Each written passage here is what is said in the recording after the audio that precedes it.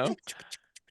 You got two in like holsters on your side, like, yeah. What's up? Let's go. Bow, bow, bow. That's what we do, man. We're hustling for that chocolate milk, man. So on that note, welcome back to Not a Strong Start, a podcast by filmmakers who talk movies, television, and hustle for chocolate milk. I'm your host, pour one out. I am not your host. See you at the crossroads. Won't When you be are lonely. lonely. See you at the crowd. And of course, I'm your other guy, but never forgotten. Never forgotten. So, in this week's episode, we're going to be talking about actors that passed away too young and that had very, very promising careers. And it's a shame that not only did they pass too soon, but we also didn't get to see more of their work that they started trending towards, right? Like maybe they didn't quite hit their peak that we felt they had it in them.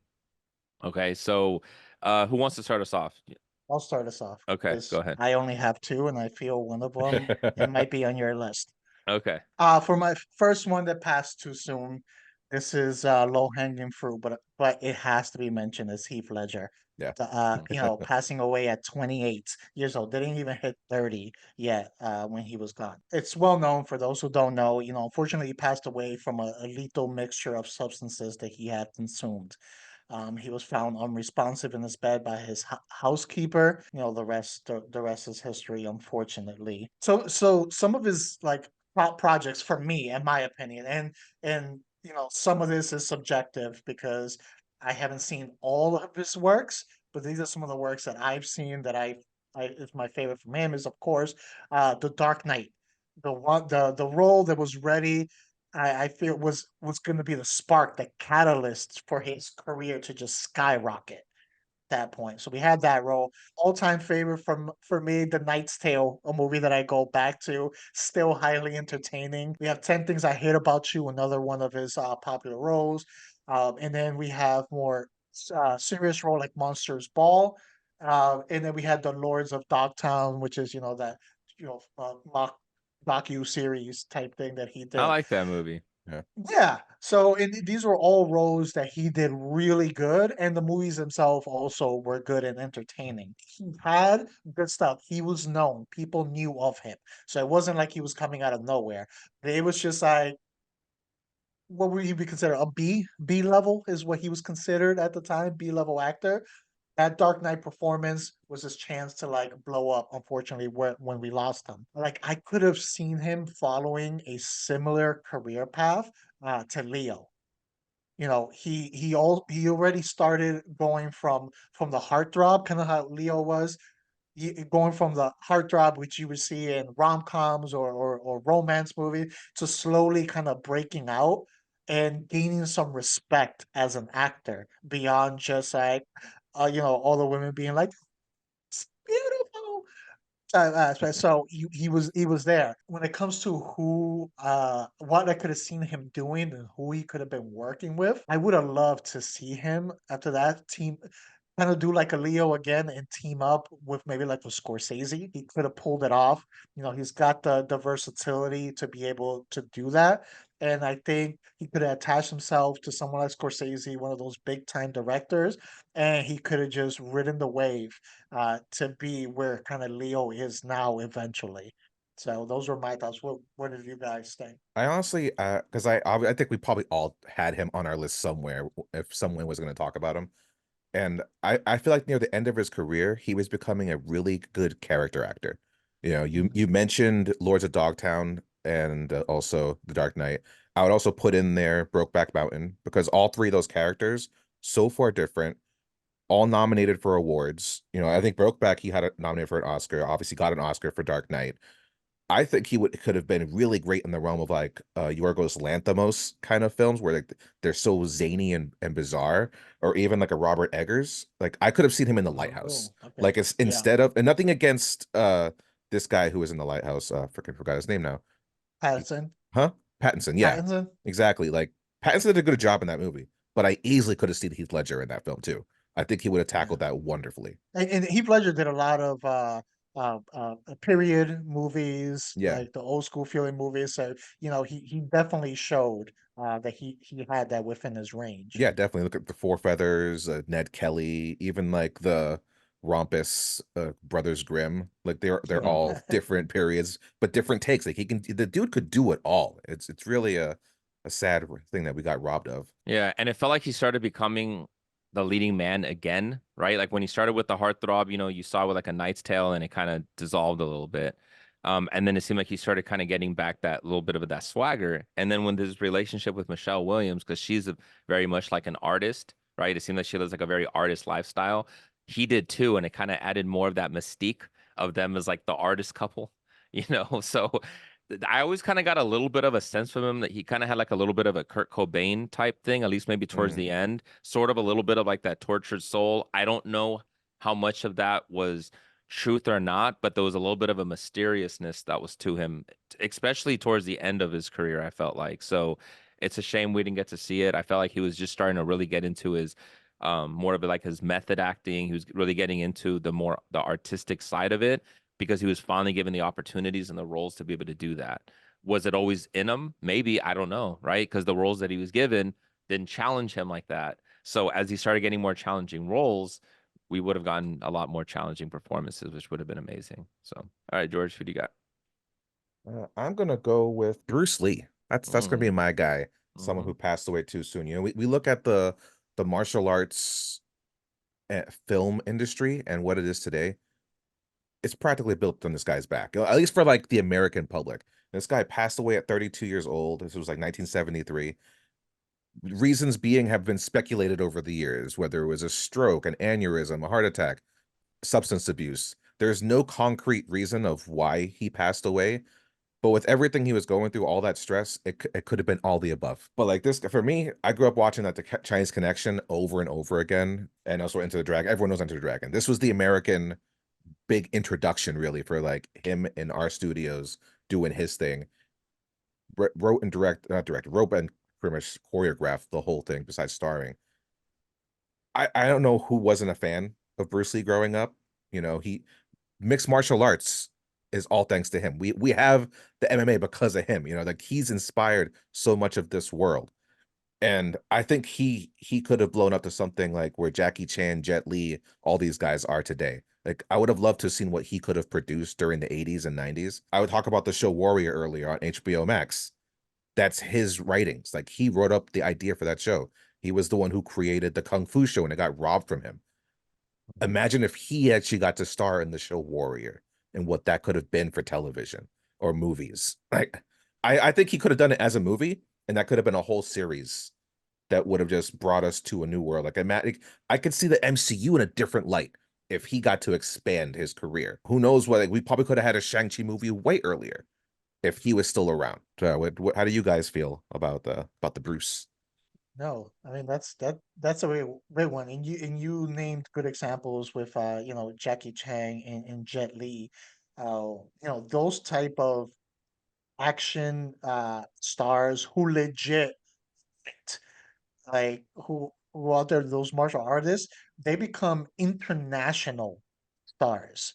They're known everywhere. He could have been making big movies across the seas and making big movies over here for decades. And the talent was there. And it's not just the talent, because you have really good martial artists who they're talented in their craft, but maybe the acting portion, the charisma portion, all that stuff, that part isn't there. So they don't blow up as quick. Jackie Chan is a mixture of skill in his art, but then he's got that on-screen charisma that brings it off, and that's what made him a superstar. Bruce Lee had that. No, even when he wasn't fighting, like you wanted to hear him talk. Yeah. He brought eyes to the screen. So I definitely agree. I could have seen him going into that realm of absolutely international superstar if he would have been able to keep on going. Yeah, and I think I was a fan of Bruce Lee as well. I thought he was phenomenal. They even had IP Man, which was awesome, right? Which was supposed to be Yeah. like the guy that trained him, right? So that even kind of spawned something as well. But yeah, I loved it. I even loved Dragon Man when they had Jason Scott Lee that was playing, his storyline. Yeah. I loved watching it. Bruce Lee is definitely the one that passed too early. You know, you guys know I love Tarantino, but like I really don't like how he represented him in Once Upon Oh a no, Time in same Hollywood. dude. Yeah. It bothered me. Like I don't like how he just dismissed it and seemed like it was just like a hoax. Like I don't agree with that at all. I think the guy's a legend, man. And I love believing in the lore. Like even though it sounds so outrageous and the things that he did, I like to believe that they happened because I have no proof that's saying it didn't happen, right? Between like it's just basically the whole history, his training and everything that he went through.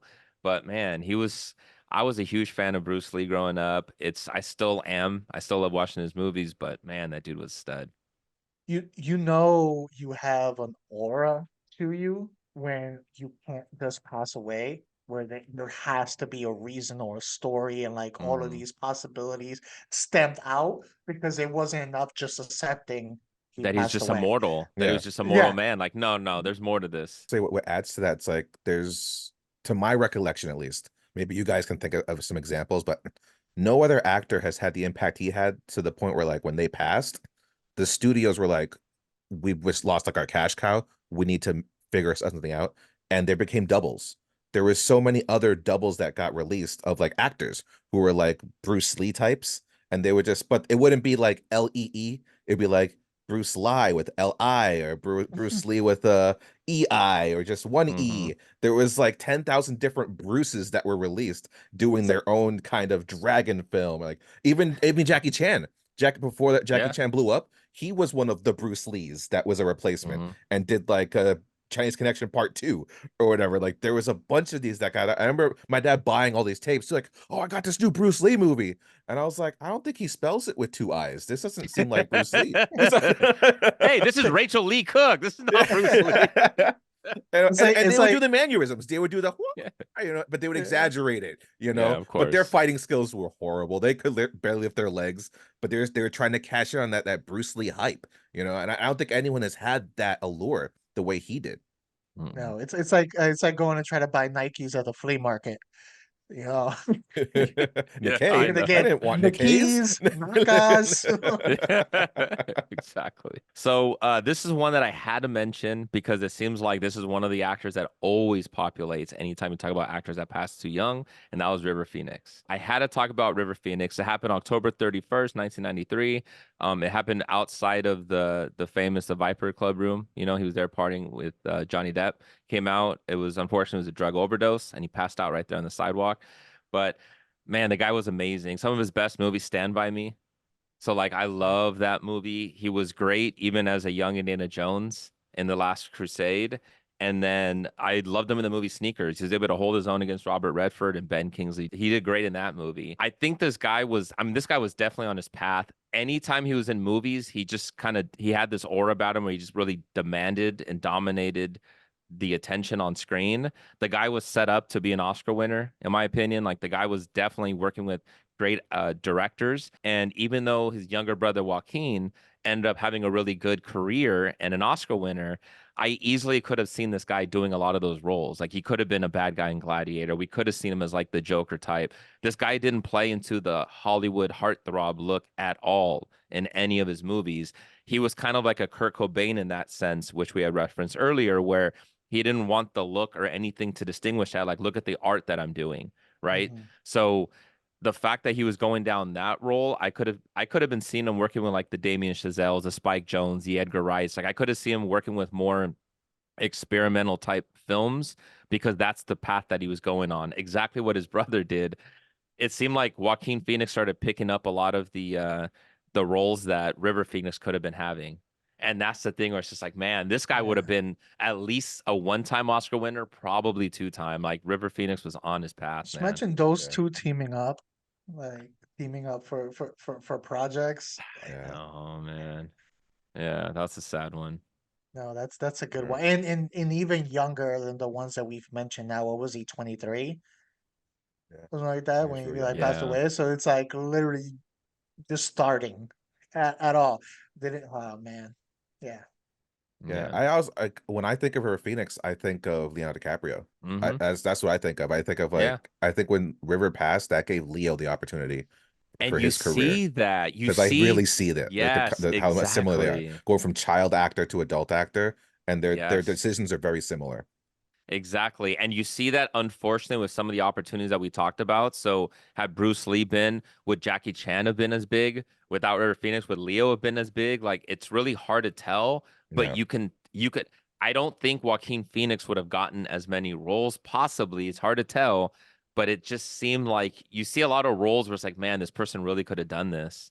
They really could have done this. And they end up going with another option. So Okay. So for my next one, it's someone a little more lower key, but I'm gonna go with Anton Yelchin. Passed away at 27. For those who don't know, so it was a tragic accident. So his Jeep Cherokee ended up rolling backwards down his driveway without him noticing. Ended up pinning him between the mailbox and his security fence. It was just one of those like slow way to go with him, passing from due to suffocation. So it was not only tragic, but it's a rough way to go.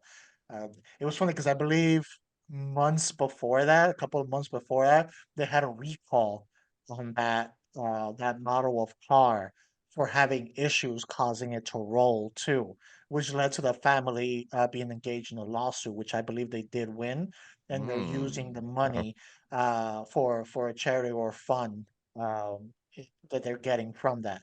So it nice. was an issue with the car. So it wasn't something that was, you know, uh, human error or negligence on his end. Hmm. So that makes it even more tragic. I didn't know that. Yeah. yeah, Wow. Yeah, he had a lot of movies that I enjoy. He showed a lot of versatility. So he had Charlie Bartlett, which I liked, which reminded yeah, me a lot of like those 80s, 90s type movies. He had The Green Room, which I feel is kind of underrated. A lot of people don't talk about it, but it was a pretty good hmm horror thriller. Odd Thomas, I have a special spot with Odd Thomas. So there, Odd Thomas, I just really entertained by that movie. Like it was really good horror comedy. We had Fright Night, the remake of Fright Night, that he did a really good job in. Star Trek was a role. He didn't have a major role in it, but he stood out in the role that he did. Like Crazy, which was one of his romance movies that he did. So he showed a lot of versatility, doing horror, doing sci-fi, doing romance, doing thrillers. So he was kind of all over the place. You can see him on screen and be like, there's talent there, and there's versatility to that talent. Like I said, I really liked him in Fright Night and Odd Thomas. And if he was still alive, I can see him doing more of like that horror comedy. He had the comedic timing and the charisma and the acting skills to pull off both the horror and the comedy part as one, like seamlessly. Honestly, somewhat a group now that I can see him working on because I like their style of blending the horror and the comedy is. I can see him in some radio silence projects. They did Ready or Not. They did Abigail Hmm. earlier this year. Good horror comedies that are entertaining. I can see him in those type of roles, but while still sprinkling in some other things, some sci-fi, some drama, because he had that versatility to him. But we never got to see that blow up moment in his career. Heath Ledger, we got the blow up moment right before he passed. This guy was still on that steady, like, oh, he's just gonna put out some good quality stuff here and there. We didn't get to that spark movie with him, which makes it tragic. I really yeah, liked him in the Star Trek remakes, man. I yeah. Him thought he as was great Chekhov in was that. great. Yeah, I thought he was Yeah, fantastic in that. I know that his role started increasing as that franchise went on yeah, because like clearly J.J. Abrams saw what he had in him. I agree with you, Jose. That was going to be my note on that was of the ones that we've mentioned, this guy didn't even hit that peak one yet. Like we didn't even see the full potential of it. I felt he had it in him as well because he had that kind of charismatic but very approachable everyday type. Like he didn't look like an actor. yeah, You know what I mean? And I mean that in a complimentary way.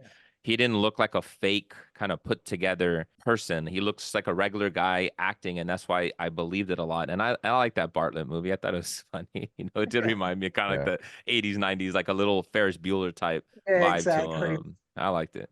yeah, yeah. That's a good point. Like bringing up like his visual appearance because he always gave me like those old school Anthony Michael Hall kind of feel or John Cryer in the Mm-hmm. 80s. Like just Mm-hmm. like that friend. He was the friend. He's not gonna Yeah. be the guy. You Yeah. know. And for me, I think of Alpha Dog when I think of him sometimes. Mhm. And besides the Yes, Star Alpha Trek, Dog. I forgot because that like one. Mhm. it probably wasn't like the best movie, but like I just remember his scenes and all the way up until the end, like his performance had me crying at the end for him. It's just Mhm. like, man, this poor kid, you know. Mhm. And I saw something in him. Like I was like, man, few more years he's gonna be with like Scorsese. You know, a few more years he could be with Christopher Nolan doing something really weird and different. I think it was Ebert. I remember reading in a review. I think it was for the movie Like Crazy, where he ended his review where he was like, "This guy's gonna be a future star." So like even the critics were seeing it. Yeah, Like it was there. Yeah, I think Alpha Dog was when I first saw him in, and I felt the same. I'm like, man, this kid's great. yeah. I'm excited to see what else he's gonna do. All right, George. I'm gonna go with John Belushi. You know, so there's a theme for me. I'm going for the older guys. John Belushi died at 33, passed away in 1982. I believe he was a drug overdose. Unfortunately, it's an unfortunate continuous theme with some of these people. They live some tortured lives, and sometimes celebrity is hard to deal with. Big movies for him, besides obviously starring in SNL and being one of the original players. You had Animal House, which is probably the number one best over the top raunchy comedy. And I believe raunchy comedies would not exist without Animal House. It's freaking amazing if you haven't watched it yet. And of course, the Blues Brothers. Blues Brothers to me are such a like low key way of doing comedy. Like they're not over the top. I feel like there's such they keep it right here, but being right here somehow just gets the biggest laughs. I don't know how the hell they pull it off. They under him and Ackworth together in that moment understood comedy in a way that was just it's superb to me. I just love it so much. But who knows what could have happened? I believe he could have been a part of like Ghostbusters. Could have been something of where like Jim Carrey is today. You know, like he had the ability to play characters and he could sing and dance and do all this stuff. You know, before we had Chris Farley, you had Belushi. And like I can see him just doing some amazing things. Like I can't even imagine putting him in a comedy movie that he takes someone else's place. He would be creating original things, you know, original ideas. And like I can't even fathom what that would look like. But like I know like I missed out on it. And like I'm a big fan of the OG SNL cast, and he was my guy. I loved him. And he's another person which like his passing gave us his brother. We got Jim Belushi. You know, they're like, we can't get the OG. This is good enough. Yo, We Jim. need a Belushi. We need a Yeah. you know. And Jim's not bad. I got to give Do you John have credit. another one? Do you have Yeah, another Jim. Belushi? you Right. know. But you talk about River Phoenix and then Joaquin, you know, kind of picking up that baton. Jim did the same thing. You know, after his brother, like he was an SNL, and then he started doing movies, and it's that same thing. He's got to wonder. It's like, man, what would have happened? Would he have been in The Substitute instead of his brother? Would he have been in Canine I instead of think his he would brother? have. You I think know? he would have, man. Yeah. It's he sort of spawned that genre of like, big guys that can sing and dance and move and sort of like and I mean this in complimentary way, but sort of like the jester clown kind of where you do the pratfalls and things like Yeah. that. I love that type of comedy. I think it's hilarious. I think he kind of helped spawn a lot of that because I don't know that many before him that were doing that kind of stuff, especially with the raunchy comedy. I'm sure there was some, but it was before my time, so I don't know. Yeah, I But think of like the Abbott and Costellos to some extent, and yeah, the Laurel and exactly. Hardys. That's Yes. pretty much what it would kind of go back to. Yeah. But man, the Belushi, yeah, like he was a legend. It's crazy. So, we've mentioned multiple times in our episodes of like the unfortunate state of comedy, like these days, and it's been for a while. It's kind of been on life support, but then we look back at like how many great uh, comedy actors we lost too soon, and it's like eventually that's gonna affect the genre.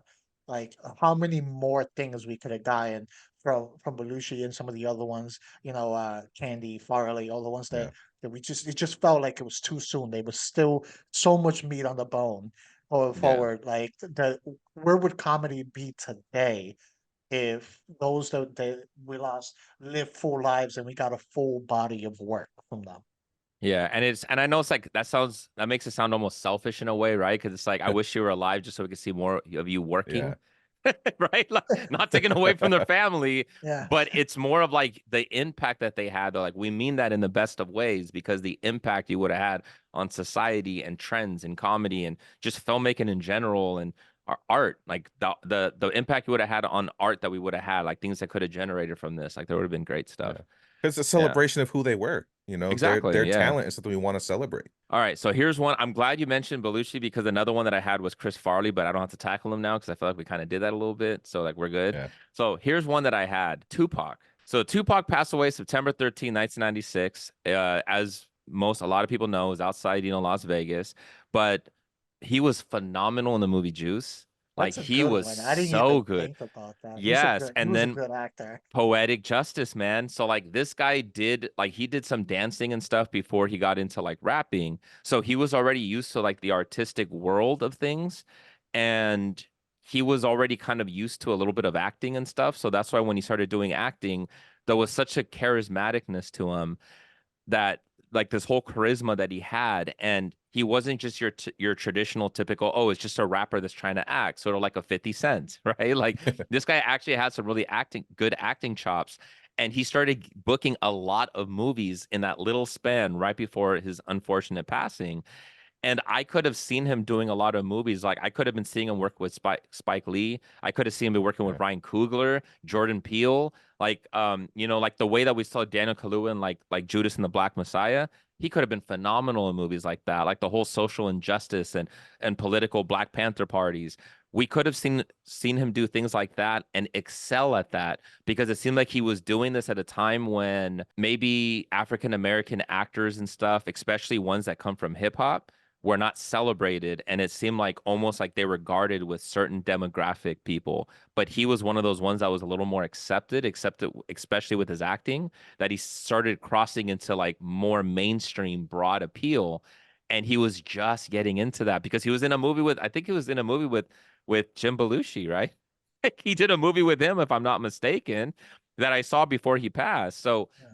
this guy started doing more mainstream things, but it's like I felt like we got robbed because again, we didn't even get that peak one. Like Juice was phenomenal, but like I felt like he had way more in him to do better parts. And if you believe some people, his best acting performance was as Tupac Yeah. himself and playing that ultimate gangster. Yeah, yeah, Yeah. Like exactly. he was so good. He sold that to the world. Exactly. And became a megastar off Yeah. that. Yeah. I mean, I got Yeah. it's true because like he was an art school kid. You know, like this high school he went to was specifically for the arts. Him and Jada went to this school. It's like you ever seen that movie? It's a Step Up, right, with Tatum Yeah. Hmm. and shit. Like that's the Hmm. school he went to. He went to the school where you're dancing, acting, singing. You know, it's like forget history and stuff. This is what you're doing. It's like Juilliard, but for Yes, teenagers. You know, exactly. so it's like of course he's gonna be good at everything. You know, of course he's going to be good at acting. Of course he's going to be good at music. This is his whole purpose. He's another one where you got a question. It's like if he hadn't have passed, what does Will Smith's career look like? That's You a good know, point. granted, That's Will a good Smith. I'm point. not taking away How from Will does Will Smith. Smith's life look like? Yeah. That's a He whole other wouldn't thing. have Yeah, a yeah, That's an yeah, Jada excellent problem. point, yeah. George. But That's I'm an just looking at excellent the acting point. career alone. Like Will Smith after the blockbusters, he was hunting for that Oscar. I look at Tupac's career. I don't see him going the action route at all. He's Mm-mm. already doing dramatic roles from the get-go Yes. because he's got Yeah. the Mhm. training for it. He's not learning it Yes. already, you know? Yeah. So I could see him going down that whole path of just Yeah. maybe even getting an Oscar, you know? I could see him going to the point of being one of the EGOTs, you know, go Yes. hitting up the stage, hitting up the Absolutely. film, getting his Grammys, you know, and doing whatever else. And even doing plays and stuff. And it's interesting you said that because like with Will Smith, we've mentioned before on the podcast, he stayed in a safe bubble, right? He didn't want to go, there was a certain limit where he didn't want to go play the gangster and play that role. Yeah. Tupac clearly did that and didn't care. That's why somebody like Spike Lee wouldn't work with the Will Smith. Oh, but he'd work with some Tupac. He absolutely would have. Jordan Peele would have worked with some Tupac because he can get that angst and he can really dive into that sometimes is needed for a role. And that's some of my thing with Will Smith was I wish he'd be more open and it would explore playing the bad guy sometimes. Like that I think would add the extra range that we've been just dying to see, you know? And Yeah. Yeah. I mean, Denzel did it and they got him an award. exactly, man. That's what I'm Right. saying. Denzel, which is as clean cut as possible, still played it in Training Day. Like you I can do the role. I was always curious because from what I had read, you know, he was pretty much like contractually wrapped with Death Yeah. Row, where he was supposed to put out a certain amount and all that stuff, Hmm. which is why he was making so much music to try to Get out. meet his quota and get out of it. If he would not have had such a crazy contract, would he have stopped his music career earlier and got into acting? And who knows, maybe Yeah. that would have prevented his fate. Also, on top of that, because you know, rumors are rumors of why maybe he was taken out. So, like at the end, like that might have been the catalyst, that contract. If that would have been different, we would have had him start earlier. We might have had a longer career with it, and who knows what we would have gotten. I agree. So thank you for watching another episode of Not a Strong Start. Please like, subscribe, comment, and share on the YouTube channel Not a Strong Start. You can listen to us anywhere you listen to your podcast. You can follow us on Instagram and Twitter, Not a Strong Start. I'm your host, Pour One Out. You can follow me at King_Sangre. I am not your host. I miss my Uncle George. Oh, no, that's not the one. See you at the crossroads. You can find me at This Is Me Nombre on Instagram. I listen to that song now. Right. I'm your other guy, but never forgotten. You can find me at Nicolopolis.